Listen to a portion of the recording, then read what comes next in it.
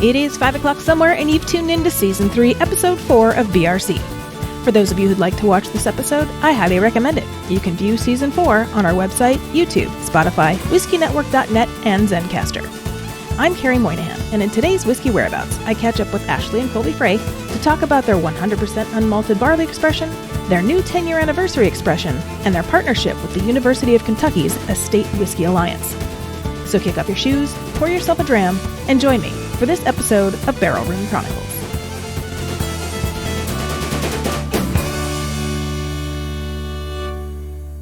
Hello, good afternoon, guys. I have a very special Whiskey Whereabouts today. I'm back with Colby and Ashley, who I've had on the show several times. Love them. Visited their distillery. So if you haven't caught that episode, you should do so because we get a little tour. It's really great. But here today, we are about to talk about many things, but including what I'm excited about is the new single grain 100% barley, which I have not yet tasted. So I'm going to taste that with Ashley and Colby coming up here in a second. But first, I wanted to say hello and welcome. Hi. Thanks for having us again. Of Thank course. You. Good to see you. It's good to see you too. So tell me, it's been 2, maybe 3 years since I was up at the ranch. And I feel like that might have been season 1 of Barrel Room Chronicles. I think it was. I remember that. 4. Yeah. So things have changed a lot. Season 2, we did an entire tour of Ireland on location. Wow. It was pretty great. Season 3 was all over the place. I did things everywhere. And now we are in the beginning of season 4. And I have you back. So that's good because you should be on every season, and we need to fix that, make sure that happens. So last time I was there, you were talking to me about all the different single grain series, and I do have one from before, which is the oat, 100% oat, which I'm excited about too. But then when we were off air, you told me that these that used to be distillery only now are online. You want to tell me a little bit about that? Sure. Yeah, I'll jump in. So we've got a robust e-commerce site, shop.frayranch.com, and we do some fun whiskey drops where we're dropping our innovation and releasing some of these distillery only releases to our online subscribers and fans. We ship to 30 states, so it's been so much fun to be able to get that 100% barley or 100% oat, even 100% wheat out to customers across the country. That's awesome.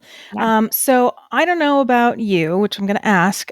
For me, I've noticed the spirits shopping downturn, which has affected my business, and I'm assuming has affected yours. So let's talk about that a little bit. How have you guys been surviving this spirits all in general kind of downturn in the shopping world?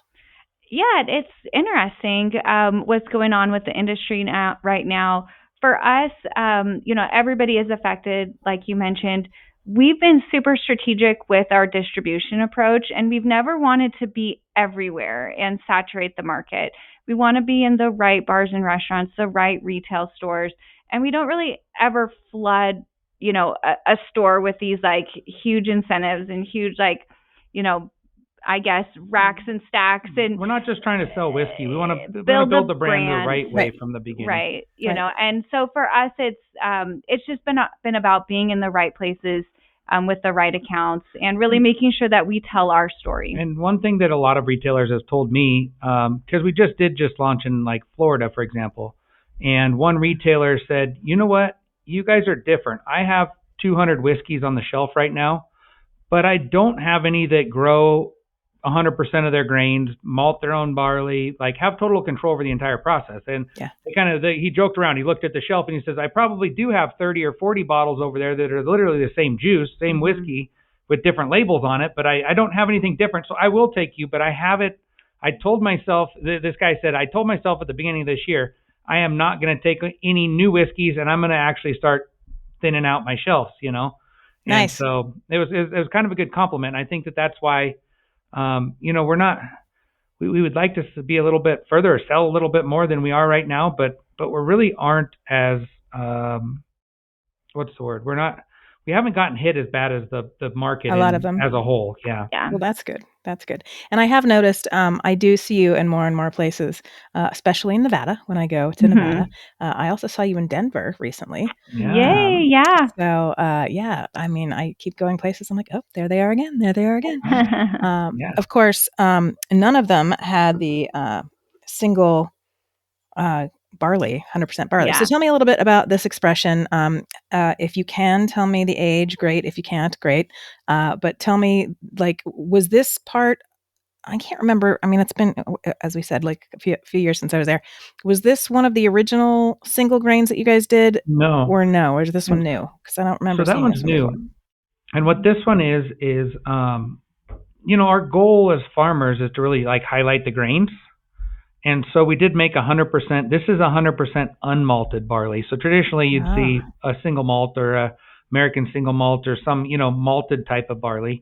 But we really wanted to taste what barley tastes like unmalted and particularly our barley.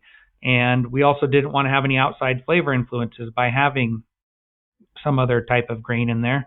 And so just like our other single grain series, it's 100% unmalted barley. We also have coming up like 100% unmalted corn, we have 100% unmalted rye, which is actually our flagship rye is 100%. The mash bill is 100% rye. And then we also have 100% wheat. And so it's kind of neat because you can taste what each different grain tastes like without any outside, flavor influence. Right. So because it's unmalted barley, and I haven't tasted it yet, do you think that it kind of tastes closer to like an Irish copper pot, single pot Probably. still? Yeah, and it is. It's kind of like it's an easy drinker. It's really good. And it obviously doesn't have any. We do have another one. It's a American single malt smoked, and that one's our malted barley, but it actually has a little bit of smoke in it. Totally This one's different. Totally Yeah, different. totally So, different. That's why it's funny because they're both made literally the same grain from the same fields, but one's been malted and smoked, and the other one hasn't, and they're completely different whiskeys. And what do you smoke it with? We have we actually import a little bit of peat from Scotland, like actually blocks of peat, but we also do like decomposed plant matter. So peat is essentially decomposed plant matter over thousands of years, and so we actually composted some corn stalks and then we mixed it together. We got it really broken down, really fine. Then we put it in these bread pans and we mixed it with like a flour that comes off the mill. Mm-hmm. And we got that wet and pressed it really hard in the hydraulic press to make your own bricks. We made these bricks, and then we put them in a dehydrator and dehydrated them, and made our own homemade peat basically. And then we made our own smoker because we have total control. So we grow 100% of the grains right here. We have a malt house where we malt all the barley. Right, and, which y'all could see if you go back to the episode where we took the tour. Yeah. Then So anyways, then we also made a smoker where it's literally just a big silo, holds about 25 tons of grain, and it has a wood burning stove right outside. And we actually piped it in the top of the silo and put a little fan at the bottom. It's a real small variable speed fan where we could suck that smoke from the wood burning stove from the top down through the bottom and out the bottom. Wow. And it really does a good job smoking. And the reason why we did that out of the top and not the bottom is because if we did it in the bottom, we'd actually get a lot of heat, and it might change the different parts of the silo and the physical properties of the barley. So we actually, we piped it in from the top, and it works really well. That's really cool. I'll have to check that out next time I'm up there. Yeah. So do you guys have a bottle of this nearby to taste with me? Oh, we have a lot of bottles all over the place. But sometimes some disappear a little bit faster than others. Gee, I wonder why that would be. I mean, Yeah. All right, so I'm going to open up mine here. I like to do my pop. Oh, it didn't pop very well. What the heck? Oh, well, that's right. Oh, but I dropped it, and that was loud. Okay. It's got some weight. Yeah. I do love. I mean, I've always said I love the shapes of your bottles, and your pops are amazing. They're amazing. And for those of you at home who want to know the story about the bottles, revisit our past episode because we have a whole bunch about that. All right, let me take a smell here. Mm. Ooh. A lot of grain on the nose, which is what I love from this 100% unmalted barley. But it does resemble Irish on the nose, I think, a little bit. Wow. And it's got some good legs. fantastic color. Look at that. Can you guys see that at Oh, all? yeah. Yeah. All right, here we go. Mm. Oh, yeah. That's fantastic. I think Really this is nice. my first 100% unmalted. Mm. That is really good. It's like, why don't people do unmalted barley more often? Like, it's honestly, it's single malts are really good too. Don't get me wrong, Of but course. like unmalted barley is delicious also, and it's so much easier to not have to Yeah, malt the you barley. get skip a step. Yeah. I just, when we were tasting through this and kind of crafting the tasting notes, our whole team was like, Honey Nut Cheerios. Mhm. It's got that grain and it's Yes. got the honey and yeah. Absolutely. That is totally, man, look at these legs. They're just fantastic. Yeah, no, I totally get the Honey Nut Cheerios, and now I want Honey Nut Cheerios. Yeah. So how many in the single grain series have you done now? Which grains have you done, and which ones are you done with and don't have any more of and aren't going to make any, or are you going to We keep pretty making much them? have a pipeline of all of them, but the ones that we've released already are wheat, 100% wheat, 100% oat, and now 100% barley are the only. I think those are the only three that we've done so far. Then you also have our flagship bottled and bond rye, which is 100% rye. It's not in our single grain series, but it is one of our whiskeys that is one single grain. And that was our goal from the beginning. Like as farmers, like we wanted to do something a little bit different where, most distilleries don't really emphasize or really talk about the grains a whole lot, And our goal from the beginning was to really start talking about the grains and bring them front and center. And it's really ironic to me because in the wine world, everybody talks about the grapes, right? How they're grown and where they're grown and all these little nuances of the grapes and their specifics. And in the whiskey world, nobody really does that. And I don't really understand why, because grain is to whiskey what grapes are to wine. So, and it's always about the terroir. And then there's the argument, is terroir actually in whiskey, which I feel there is. Some people feel there's not.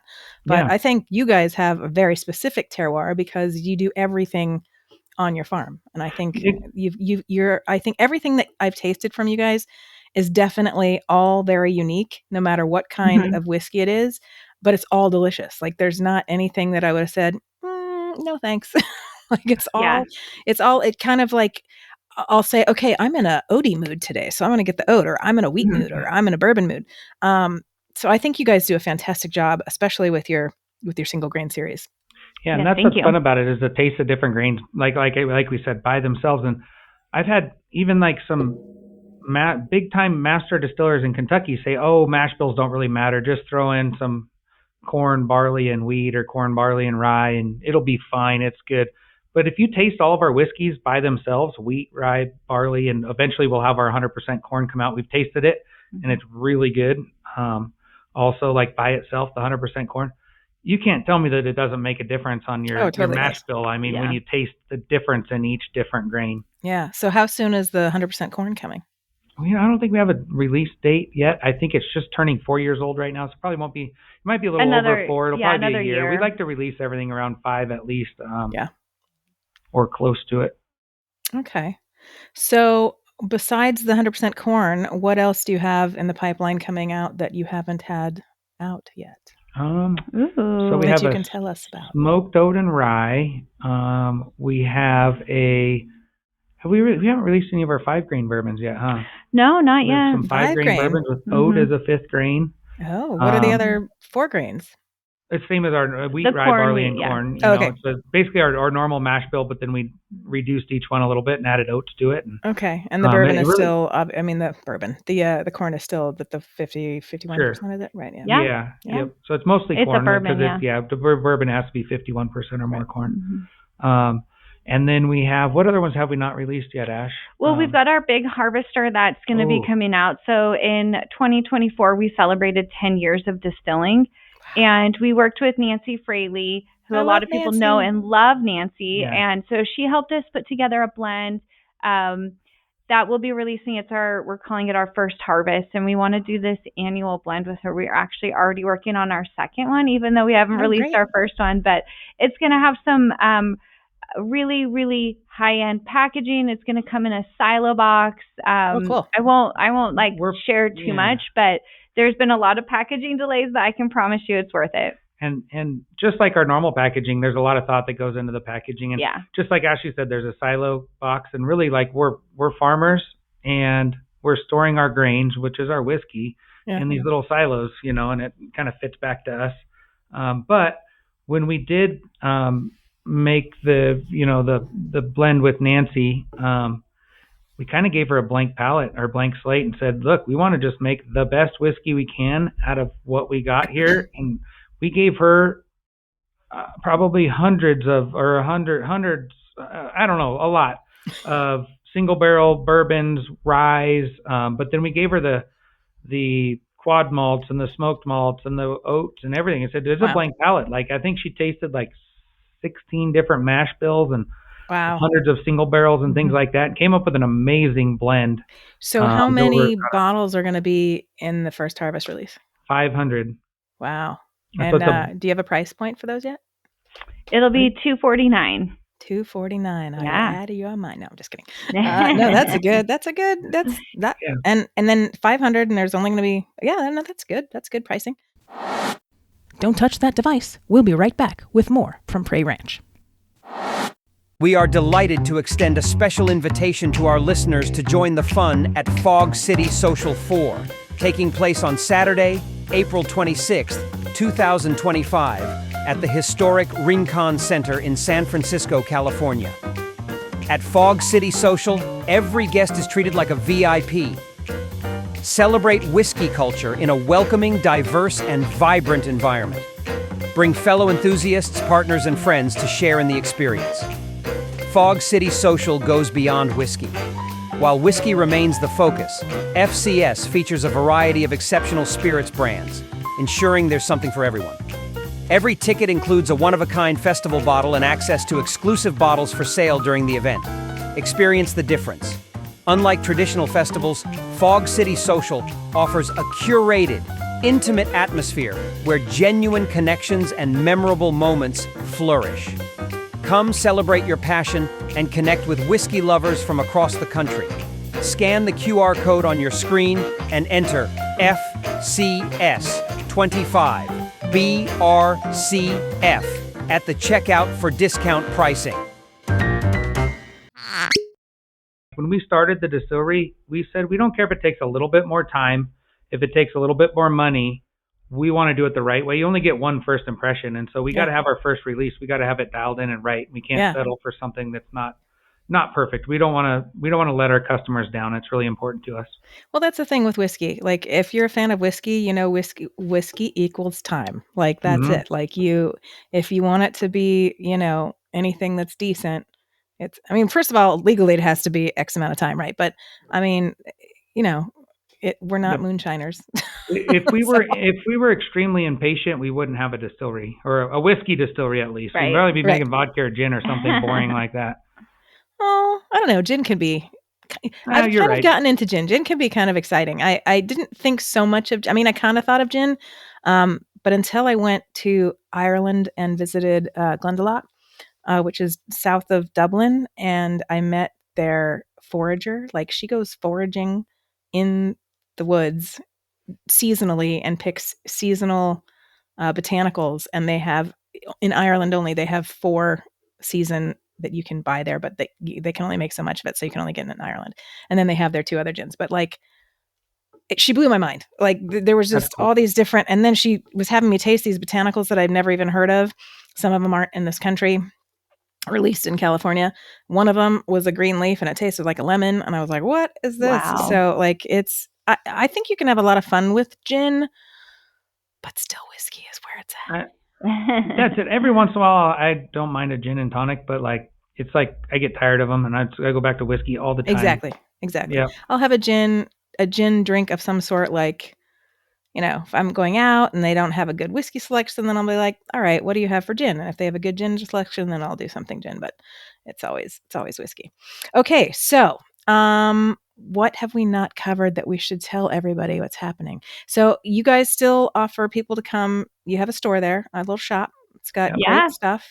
Yep. fantastic candles for those of you who can get out there. Like they're out of the recycled bottles, but not the little ones. They're out of the big ones. Yeah. And We upcycle all the glass and anything that we poured in the tasting room, or we actually have customers that bring us bottles back. We don't refill them. We get that request a lot, but we put them into our candle program and upcycle them. We've got, I think, like 7 or 8 different really fun scents. But if you find yourself in Northern Nevada, we're open every Saturday, and we do complimentary tours and tastings. Right now, I think we're sampling about 8 or 9 different whiskeys, oh, wow. including some really fun single barrels, and of course, all of these single grain that we tasted and talked about today. Yeah, and it's all complimentary. I don't foresee this lasting very long. Not very long, no. I've been holding on to. By the way, I don't know if I said this while we were on air, but I do have like a bottle and a half of the oat, which I've been savoring. Which I really like. Mm-hmm. But I don't know. Barley is my love. And so good. We've had a lot of fun with it. Yeah. Okay. So now, have you already worked with Nancy on the second harvest one, or are you going to? We're right in the middle of it right now. Okay. So she's got a bunch of samples right now. I think she actually said that she's pretty hopeful of a prototype, a first prototype, whatever that will. We hop on Zoom, we taste it together, we do the tasting notes. It's a lot of fun. Yeah, she's amazing. We really she is great. Enjoy working with her. Need to get her on the show. Yeah, you do. Okay, so what else do you want to tell us about that's coming up or is currently available or anything else? Yeah, I was, let's see, we just joined the Estate Whiskey Alliance, which we're really excited about. Yes, that. Well, right. Yeah. I was supposed to bring that up. I'm so sorry. Yes, let's talk about that for a little bit. Yeah, so we're really excited. The University of Kentucky has started what they're calling the Estate Whiskey Alliance. They spent years, honestly, crafting the language for it. I worked with them really early on because there's not a lot of people who are growing 100% of their grains, and they really wanted to honor us, who we are growing 100% of the grains, but then also just get the conversation going about using local grains and growing grains and using them in distilling. So they've got a wide variety of distilleries that have joined. And if you go to their website, they've got everybody from Heaven Hill who's interested in growing grains and they just want to learn more, to us who grows 100% of the grains. And then even like our friends at Whiskey Acres, they grow, I think they grow 100%. They're out of Illinois and they're putting out some fantastic whiskeys and bourbons from the grains grown on their family farm.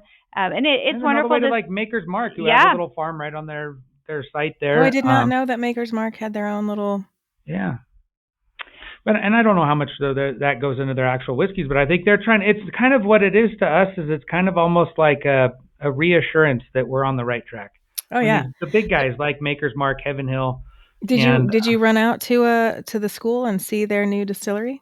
We have not, but I heard all about it from the folks. It's so pretty. It's so I heard, great things. I love it. I went there, which as of right now, that episode has not aired yet, but I went there actually because I won the Women of Whiskey Award for podcasting over the summer. Amazing, yeah. So they invited me out for that, and then everyone's like, "You need to come back for the Bourbon Festival," and I was like, "Okay." And then so a month later, I went back, but in the meantime, one of the professors won an award and we became friends, and she said, "Would you come out and talk to my class?" And I was like, "Of course."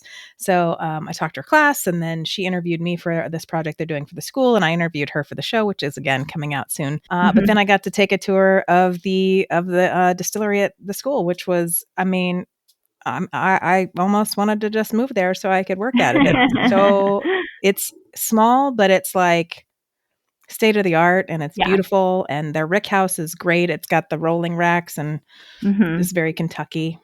Right. So if you get a chance to go, I would. It's definitely on our list, and we actually are going to be hosting the folks from the Estate Whiskey Alliance from the University of Kentucky out here at the ranch. So we'll have to swap and go see them. What I like about it is they come in and check and make sure that you're not just a distillery, growing or whatever your grains. And so I'm going to put them to work here on the farm. Yeah, tell them to wear their boots. Get their boots out, and they can ride a tractor and all that stuff. So I love that. So right now, I know that you guys also, was it alfalfa that you use to reef? something to rotate the to crop. rotate. Yeah. Was it Yeah, so alfalfa? Okay. we grow a lot of alfalfa as a rotational crop. Yeah, And is and that you still sell that to other places to help? yeah, what's great is all of our alfalfa goes to China, Dubai, Japan, and Taiwan. That's right. It gets exported around the world, and it actually comes, I think, closest to where you are. It goes to Long Beach and gets put on a boat and Yeah, goes that's around the close. world. Yeah. And so what's neat about that is it's the opposite of the distillery. Like if you think about the grains in the distillery, they never leave our possession. Like from when we plant the seed and grow the crop and harvest it and store it, we mill it, mash it, ferment it, distill it, age it, everything, bottle it. Everything happens right here. Well, the alfalfa, like once we harvest it, we put it on a box truck and it goes around the world, which is kind of neat as a farmer to think about, like your crops going around the world. But it's just not as fulfilling as like actually having a final product like the whiskey and being able to share it with people and drink it with you. And it's really fun for me as a farmer to do that. But it's really important for the fields to rotate your crops. You don't want to grow the same crop in the same field year after year after year. So we plant alfalfa to legume. It has it produces its own nitrogen and it puts it back into the soil rather than depleting it from the soil like grain crops do. It also has deep tap roots that go down deep into the soil, and as those roots, as you take out the alfalfa and you plant something else, the organic matter, the roots decompose and create water percolation and food and nutrients for the other next plant to feed off of. And so it's really important, and it's really every good. every other planting season, or is it like X amount of numbers? What's good about alfalfa too is we only have to plant it once every 5 years. And it allows the soil to rejuvenate. So we're not working it up or messing with the soil. The microbes can get really strong in the soil and everything else. So we're also not overworking our ground. Then once the alfalfa gets towards the end of its lifespan, then we plant wheat, rye, barley, and corn for 2 to 3 years, and then back to alfalfa. That's so great. Yeah, I'm sure you have lots of spreadsheets and maps and things showing the rotation schedule. It's a lot, yeah, trying to keep track of everything. And that's the one thing about farming is there's not a lot of do-overs. You know, there's one time you plant corn per year, there's one time you plant wheat, rye, and barley, and if you miss it or mess it up, you don't have another chance to do it again until next year. So you really got to pay attention to all that stuff. And so let me ask you about the weather, because I know down here in Los Angeles, we had a lot of rain last year, and this year we've rained like twice. Mm-hmm. So what has the weather been for you guys this year compared to last year, and how has that affected your farming? It's been really dry. So the crops, I mean, they're not really hurting right now, but they're getting close. So we do need a little moisture. It looks like it's going to rain this weekend, probably. Yeah, same. But what's really fortunate for us is we don't get a lot of rain anyways. And so like our annual rainfall is only a few inches a year. And we get all of our water from the Sierra Nevada mountains, so from both sides of Lake Tahoe, and it flows down the Truckee and the Carson rivers to a reservoir where we hold it till we need it. And so luckily last year we had such a beautiful winter the year before this one, and a great summer last year that we had a lot of carryover water from our reservoir. So even if we have a bad year this year up in the mountains, we'll still be okay on the farm because we have that extra water saved over from last year. It'll be next year that if we get another bad winter next winter, that we'll be depleted. We'll start the year with the reservoir empty. But anyways, so we're really fortunate to be where we're at. This Fallon is the oasis of Nevada. And so if you go any direction 5 or 10 miles, you see nothing but desert. But we're right here in the lush, beautiful green farmland. Okay, so one last question about this coalition with the school. How do you see that helping with? Is it awareness? Is it what's the main goal of joining this with you guys?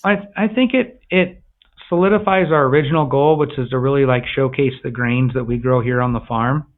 And what it does is it kind of gets the conversation started with other people and other distilleries and the university, and hopefully it kind of snowballs into something bigger along those lines. Yeah, it gets people talking about where the grains come from and, the farmer behind, growing the grains. And that's really what we're all about. So, and one of the interesting things is it's the Estate Whiskey Alliance. And we actually started using the word estate, Fray Ranch Estate Distillery, when we started. But in the whiskey world, it didn't mean anything. There's Right. Absolutely Licks vodka has single estate vodka on it. Well, it's because they bought the wheat in that vodka or whatever it is from the one farm down the road, not a co-op of 100 farms. But it didn't Right. mean they grew it. And then you got other distilleries using estate in their name. Because they're like a family they're a estate. family estate Yeah. or Right. whatever, but it didn't mean what it means in the wine world. And so we actually changed and we went Fray Ranch Farmers Plus Distillers because there was no awareness. And that's what this Estate Whiskey Alliance is going to do, is it's going to create awareness for, the estate term in the whiskey world. Well, hopefully we can get that as an official government term one day. One Seems day. like it'd be pretty easy. Just cross out wine and put spirits or whiskey You or think whatever. things will be easy, but government things Yeah, are it never is. never You're easy. right. Yeah. But we did finally just get our official single malt, Right. Yeah. from America, which took a little bit, but not. Well, I don't know how long was it? 5 or 10 years? I don't know. It was kind of. It was a long time. Yeah. It was a lot. Yeah. So Anyway, well, great. I'm so glad I had you guys come back on the show today, and it was great to see you. And I will have to keep you posted next time I head. If there's a big snowfall, then I might head to Tahoe soon and then head over. Perfect. Yeah. We'll see you then. Yeah. Because I always got to I got to get everybody on my route when I drive up. Stop here, stop there. So anyway, it's great to see you. Thank you so much for being on the show again today. Oh, and please do let us know when your harvest release is ready, because we would love to. Oh, yeah. And is that going to be available online or just at the? Yes. Mhm. Okay, great. Okay, thanks, guys. Thank you. Thank you. We're crossing our fingers for some snow and seeing you soon. The 10-year anniversary expression has finally landed and is coming to the Fray Ranch Tasting Room Saturday, April 26th from noon till 4. Keep an eye on this space for the online release information coming soon for this expression. That does it for today's show. To read notes on this episode or learn more about our guests, please visit barrelroomchronicles.com. Want to interact with the show or have questions for our guests? Then ask them on our socials or send us an email. Or better yet, leave us a voicemail on our website. If you like what you heard, please rate and subscribe to the podcast. If you really liked it and you want to show your support, buy us a whiskey through our Ko-fi site at ko-fi.com/BRC or become an exclusive member of the Barrel Room Parlor. If you work in the whiskey or spirits industry or just have a deep passion for whiskey and want to share your spirits journey, register to be a guest through our website. Last but not least, please enjoy your spirits responsibly. Thanks for joining me. Until next time, Solanjava. Barrel Room Chronicles is a production of First Reel Entertainment and is available on Spotify, Apple, iHeartRadio, Amazon, YouTube, or wherever you listen to your favorite podcasts.